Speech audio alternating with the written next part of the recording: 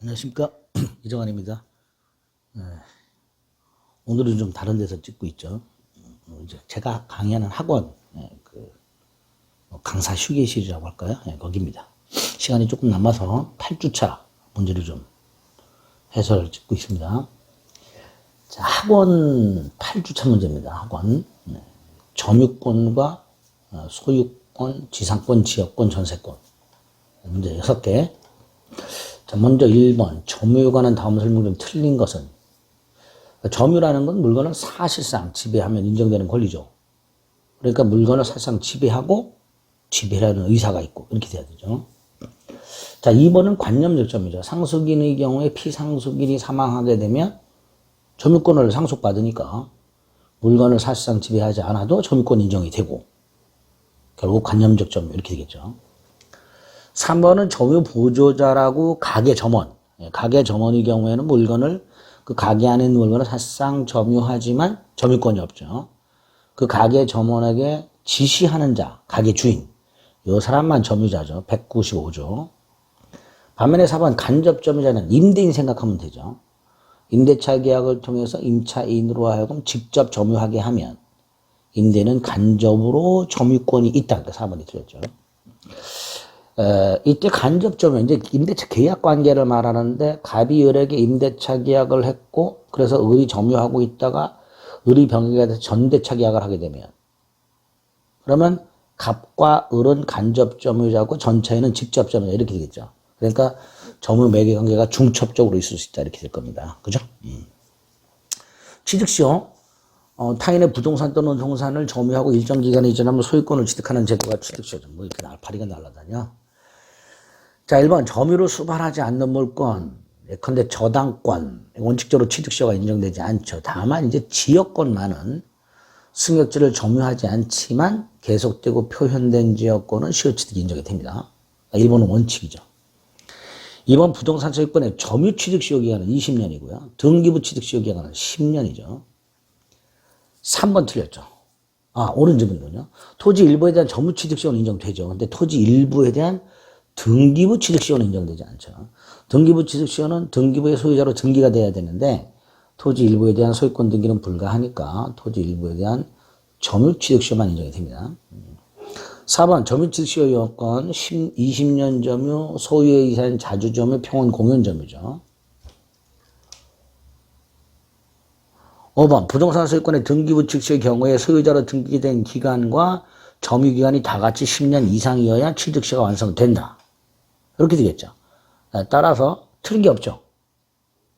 틀린 게 없습니다. 그죠? 자, 그럼 만약에 문제가 이렇게 나왔다. 딱 읽어봤더니 다 옳은 지문이다. 그럼 답을 못 고르겠죠. 그럼 다시 1번으로 올라갑니다. 자, 이런 문제가 나왔을 때 지문을 5개를 봤는데 5개가 다 옳은 지문이다 맞아. 그러면 다시 한번 생각을 바꾸는 거예요. 예외가 있을 수 있지 않을까. 그래서 1번은 제가 아까 설명을 뭐라 그랬어요. 일단 1번은 옳은 지문이라고 설명을 드리고 다만 뭐라 그랬죠. 저당권 같은 건 취득시효가 인정되지 않지만 예외적으로 승역지를 점유하지 않는 지역권은 계속되고 표현된 지역권의 취득시효를 인정한다라고 예외가 있었죠. 그러면 그 예외를 생각해 볼 때 1번이 틀린 거구나 이렇게 되는 거죠. 그렇죠? 그런 식으로 문제를 접근해 보시라고 이런 형태의 문제를 넣어놨고 문제를 그런 식으로 제가 한번 툭 풀어본 거예요.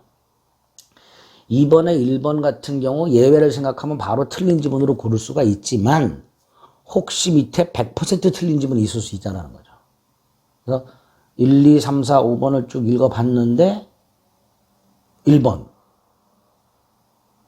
원칙 옳은 지문이죠. 근데 계속되고 표현된 지역권이 명확하게 있으니까 점유로 수반하지 않는 물건 중에서 지역권은 취득시효가 인정이 되니까 1번을 틀린 걸로 골라주시면 됩니다.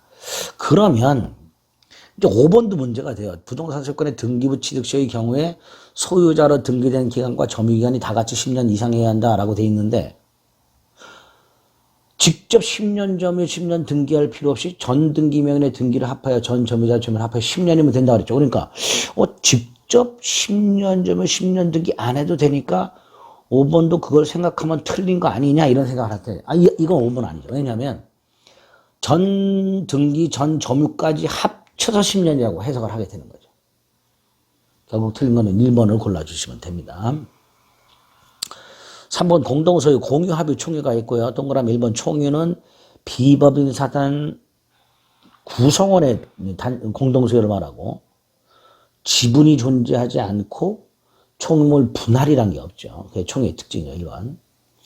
그 다음에 총유물 보존은 총의 결의를 거쳐야 되지만 2번 공유물과 합유물 보존은 각자가 할 수 있다는 규정이 따로 있죠. 3번 공유는 합유와 다른 점이 뭐죠? 지분 처분의 자유가 있다는 거. 4번 합유 공유 공통적으로 합유물 처분 변경 공유물 처분 변경 전원 동의가 있어야 되니까 4번이 틀렸죠. 5번 공유는 언제든지 분할을 청구함으로써 공유관계를 해소할 수 있죠. 반면에 합유는 합유관계가 종료되었을 때 합유물 분할할 수 있죠. 그래서 틀린 거 4번. 지상권은 타인 토지를 사용식하는 권리인데 목적이 정해져 있죠. 건물, 공작물, 수목소유 목적. 그래서 경작 목적은 안 된다 그랬죠. 그 다음에 타인 토지 전부 또는 일부를 사용식할 수 있죠.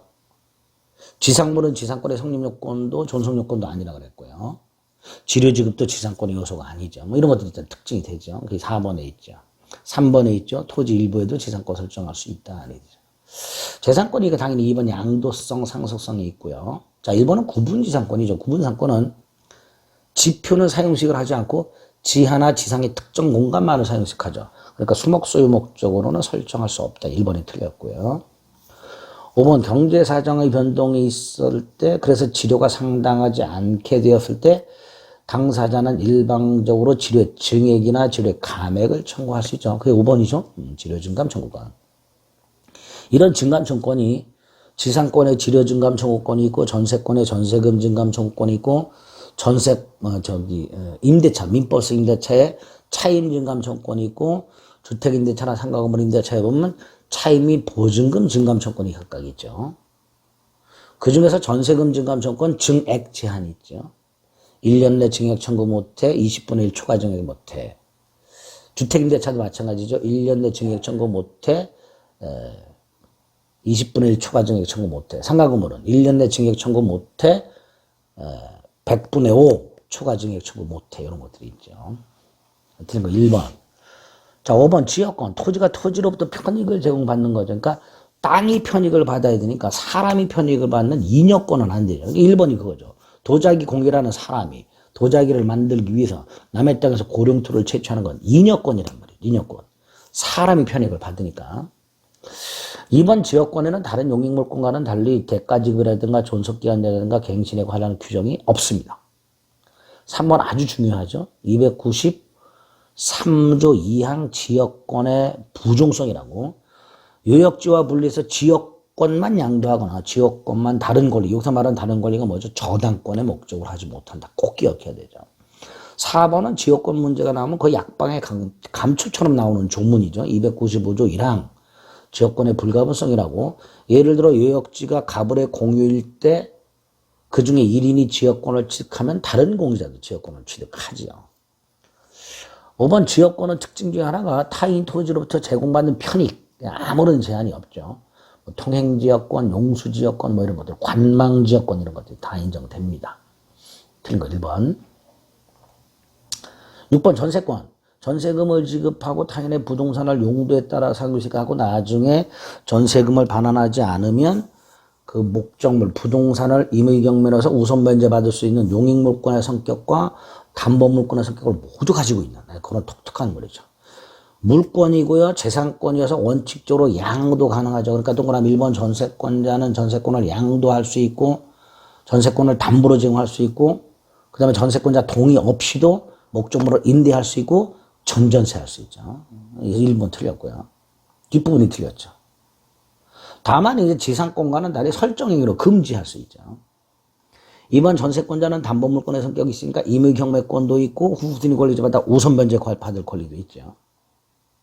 3번 전세권은요. 약정전세권이 기본이고요. 전세권 설정 계약 플러스 전세금 지급 플러스 전세권 등기해야 되죠. 그러니까 등기하지 않으면 대항을 못하죠. 전세권을 등기하지 않으면 미등기 전세라고 해서 임대차에 부과합니다. 4번이 답이래요. 312조 1항 전세권의 존속기간은 10년을 넘지 못한다. 최장 10년.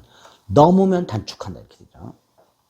5번 전세권의 객체는 타인의 부동산, 토지 또는 건물이죠. 일필토지 전부 또는 일부, 일동건물 전부 또는 일부 이렇게 되죠. 그런데 303조 2항에서는 뭐라고 되어 있죠? 농경지는 제외한다고 되어 있죠. 그러니까 농경지는 전세권의 목적으로 할 수 없다 이렇게 되겠죠. 그래서 옳은 것은 4번 이렇게 될 겁니다. 이런 기본적인 것들을 이제 풀어본 거죠. 이제 다음 순환에는 조금 심화된 문제들을 풀어볼 겁니다. 자꾸 들어서 익숙해지셔야 된다고 계속 말씀드립니다. 제가 끝날 때 꼭 하는 클로징 멘트가 있지요. 가랑비에 옷 젖는다는 거 하고요. 구독과 좋아요 부탁드리겠습니다. 예, 수고하셨습니다.